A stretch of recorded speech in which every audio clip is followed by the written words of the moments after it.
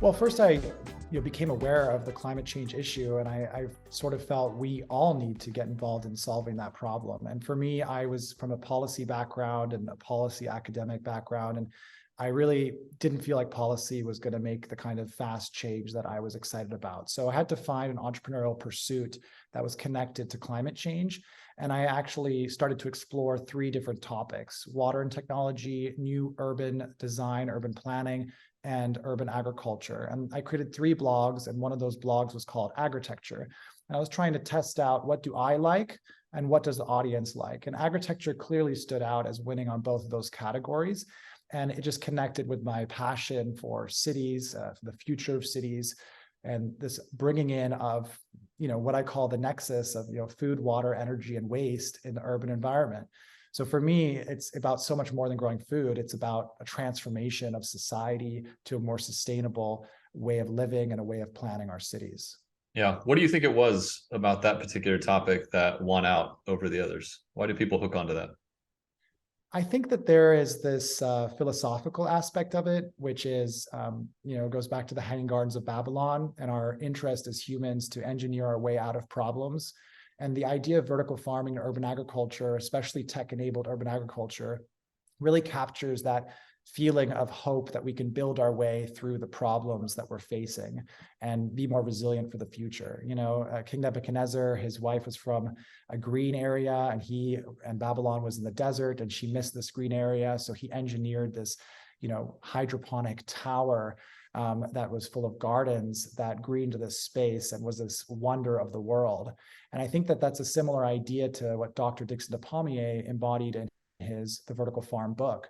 And what still many, many entrepreneurs, if you talk to them and their origin stories, it's my kid started asking me, what are you going to do to change the world? Or I saw one of these farms online and it just like clicked with me. This is the future. A lot of the origin stories in this sector are similar to that. Even Bright Farms, if you look at their early days, they were integrating greenhouses into buildings and creating resource flows between them. So it's really about humanity's technological advancement as well as our interest in sort of saving us. I think that's the philosophical perspective. But I think there's just another perspective, which is food and agriculture connect us all. It's something we all have in common. So it's really like such an exciting topic to bring us together and to solve problems on, because the impact is so enormous and ubiquitous across society.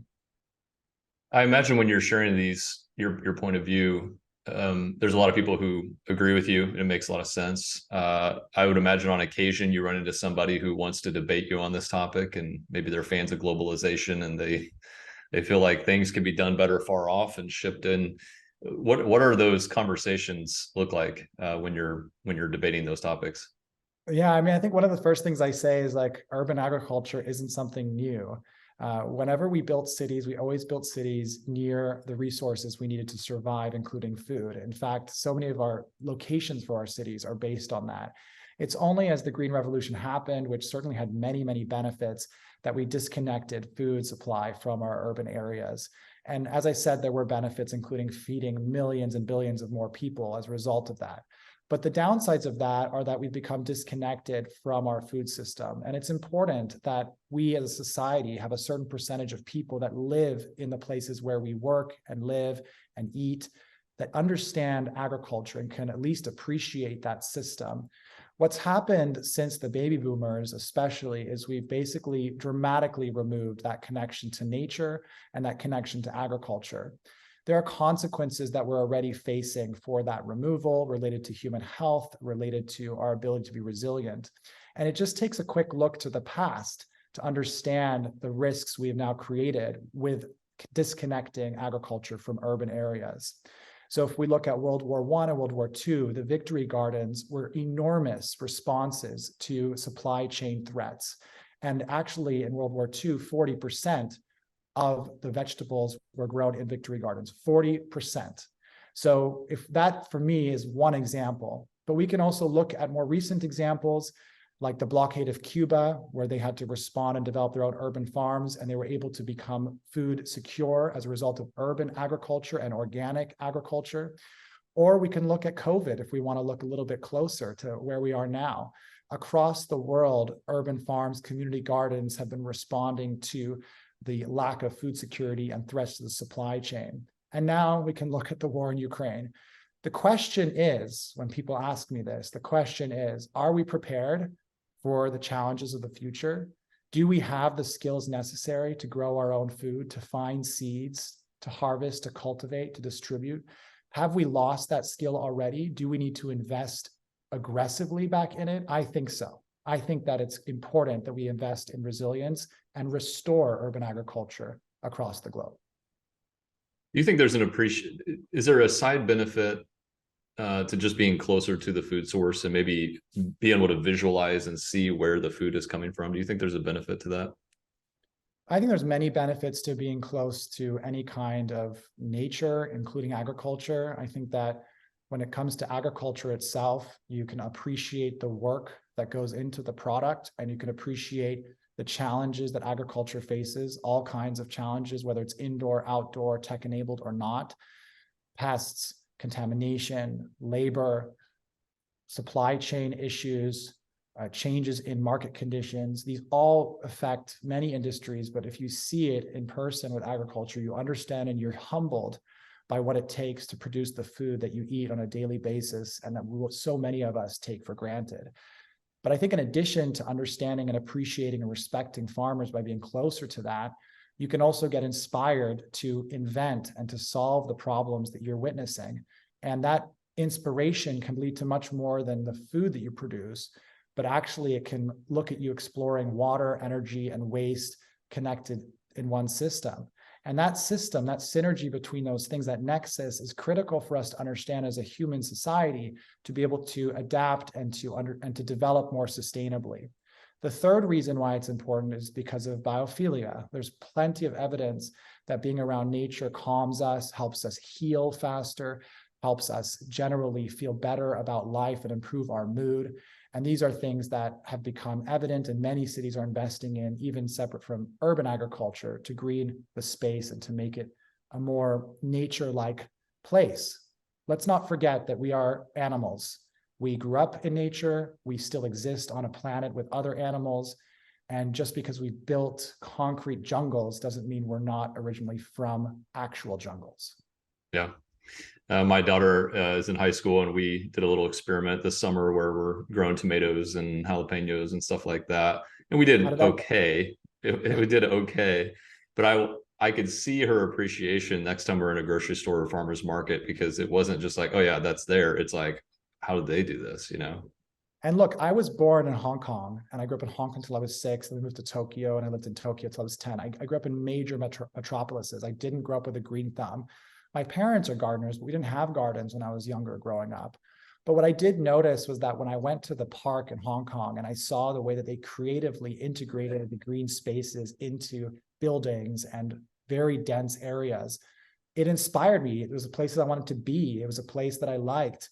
I enjoyed that. It brought me joy as a kid. And I think there's really interesting ways to bring that into cities and to not make it just, again, green spaces, but productive urban landscapes through agriculture that's urban. So, I think it's something that, that was a really big inspiration to me as a kid. And I was always designing things as a kid, and I would find interesting ways to bring gardens into spaces. I was really inspired by various design styles from the world, sort of interior gardens in Sevilla, Spain, and various places that I got to see and had the privilege to go. So I think it's not that difficult to understand why this is so good for us. Yep. So it seems to me that if you get a chance to share this story, this point of view, a lot of people are going to be nodding their heads and saying yes. But there's still a lot of obstacles involved in pulling this off if they want to start an initiative. What are some of those obstacles that you're constantly trying to advise people on how to overcome whenever they say, hey, look, we're going to do this. We're going to start this initiative. What are some of those common things? Well, first of all, for me, I also was naive about urban agriculture as my passion turned into a profession.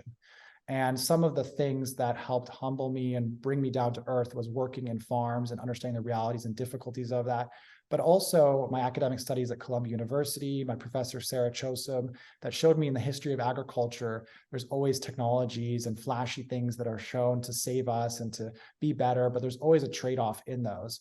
So as a result, in my practice and in my thought leadership that I engage in, I always try to proceed with caution and encourage an honest discussion about the trade-offs that exist between greenhouses, vertical farms, automation, not automation, organic, agroforestry, all of them. There is no silver bullet in agriculture, and we don't encourage that in agritecture. In fact, our name itself is about embracing the design thinking process and behaving like architects would to run scenarios for agriculture, as opposed to the typical journey of sort of saying, this worked there, let's do it here. Okay. And so that is very critical. Now, how do we do that? And how do I encourage that? Well, the first thing is, collaboration. It begins by talking about this with each other and sharing ideas and finding middle ground between these different methods of production. Another way is data sharing, which is obviously connected to that, but starting to encourage more open data reports that we produce, like our census that we've produced, reports and data like our software that allows you to understand these costs and run scenarios related to them, the data that we share at events and through conversations like this about the past or how this tech works. That's another way that we really do it. And then also, finally, we really try to avoid greenwashing and hype related to the sector. So we've produced marketing communications guidelines for our industry for free to help marketers and advertisers not greenwash in this sector that we believe in so strongly. So these are all ways to sort of taper the naivety that I alluded to earlier in the conversation about sort of the source of where this quote unquote savior complex through agriculture comes from, right? And so, yeah, we have to be honest about that. And sustainability, which is the objective here, right? It's sustainability and resilience, but sustainability is not an A to Z process, okay? Sustainability is a circular process. You look at what the problem is, you estimate and think about what a possible solution is. You track the data on how that solution is achieved, and then you start over again and you continually improve. So when people are labeling themselves as sustainable, to me, that's just totally missing the point, because it's an ongoing journey towards sustainability. It's a part of sustainability. It's a culture of sustainability. It's not sustainability itself or a grade or a trophy that you've achieved. And I think that changing that mindset is one of the key ways to do this. And so I embrace the naysayers. If we look at the content that we've produced, including the article on the trough of disillusionment for vertical farming, which is the most hyped up type of agriculture these days, it's very blunt about the fact that we need to be more honest about the challenges to the economics of this and the challenges to the environmental impact of this. It is not necessarily better than field agriculture. We need to dispel that lie. We need to embrace that complexity and start to design solutions to that, because we also have a responsibility to the next generation, not to mention our employees and our investors and the people we feed, but to the next generation. We have to set an example to them about how we collaborate, how we talk about sustainability, how we share data. And that begins with us being honest. Yeah. Why do you think that hype machine gets out of control sometimes? Is it because we're so hungry for a solution and one appears to be one that we just go all in on it? I mean, my point of view on a lot of the greenwashing and communications and marketing is that it's not, I think from afar, it almost seems like ill intent. You're like, oh, they're trying to pull one over on us. I think most of the time, it's positive intent that comes from being misinformed, and people are naive and they have pressure on them to be that. So they say that, but they haven't walked that walk yet. They're just saying the talk that they want to have, but it's not from a bad place, right? So I feel like those education materials, I think the education is so critical to make sure you understand, like, are we speaking to what the reality is today, and not trying to overpromise or at that point. Yeah, I mean, I don't think it's malicious. I really don't. I mean, I think that there are certain actors that greenwash in very intentional ways, but in our sector, which is relatively small, I think it's often just marketing teams that are not connected to the science of the company. Like, they don't really talk to the farmers. Farmers are not typically greenwashers, right? They're the most honest people. They're very conservative what they say. So I actually associate most of it to the Silicon Valley, mindset that has had certain benefits, obviously, but also have a lot of cons. And we can see that with FTX. We can see that with Theranos. We can see how the journalists lift companies up and exaggerate their benefits. how investors flood in as a result of FOMO. And the trough of disillusionment as part of the Gartner hype cycle is not something that's exclusive to vertical farming and urban agriculture. So we don't need to like beat ourselves up about it. I mean, I call people out on greenwashing because you're still greenwashing, even if you're being just naive and not malicious about it, and you can make up for that very easily. But I don't think it comes from a bad place. I think people are hopeful. They're optimistic. They want to imagine this future that's a bit utopian, and they want to push the boundaries of that.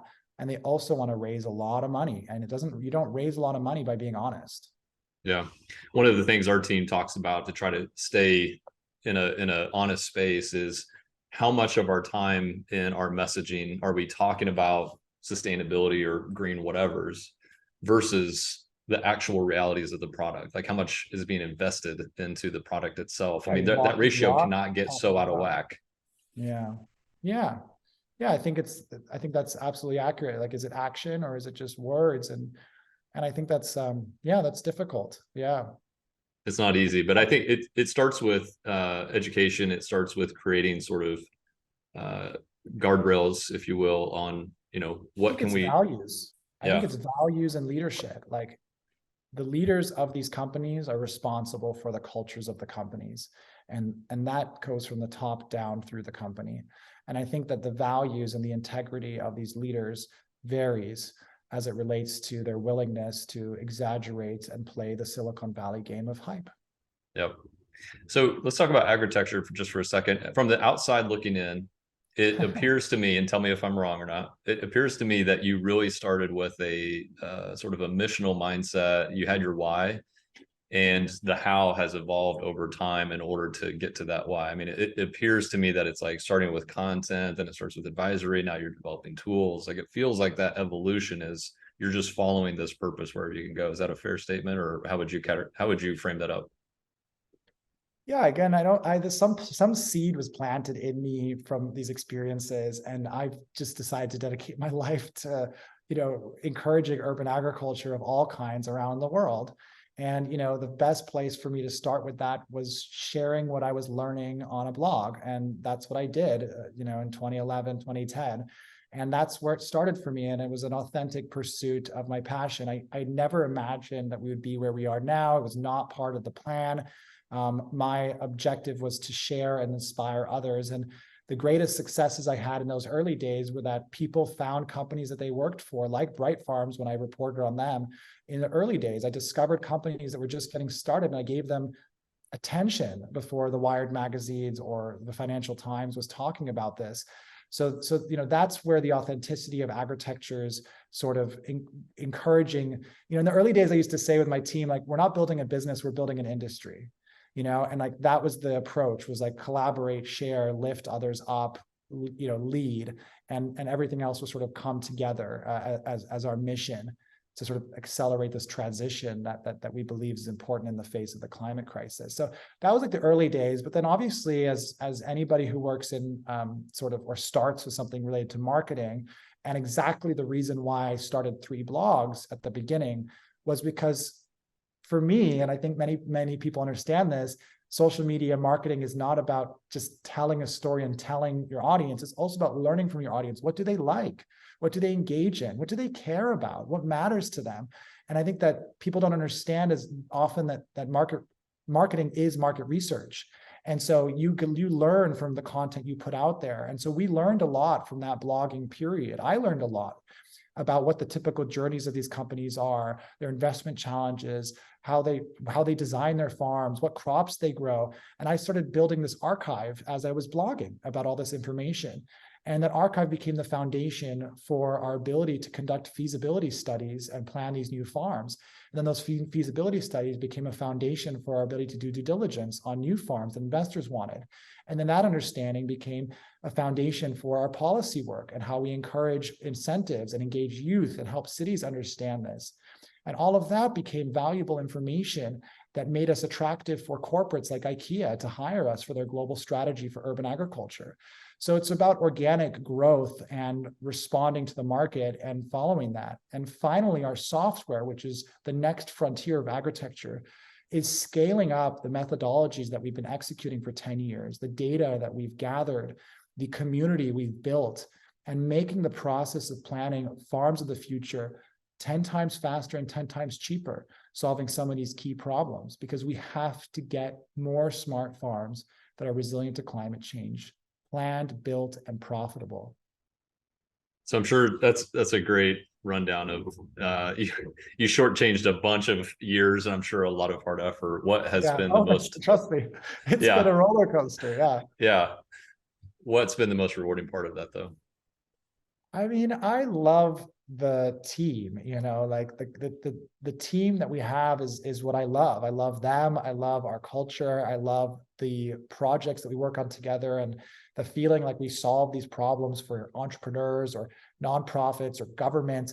And I love that my team is young, like we're mostly millennials, and so I love that we are pushing ourselves to do things that are beyond our comfort zone, to work with clients that I think, especially in the early days, were just crazy that we were working with as a young company. And I think that's really representative of our generation, that anything's possible, that we want flexible work-life experience.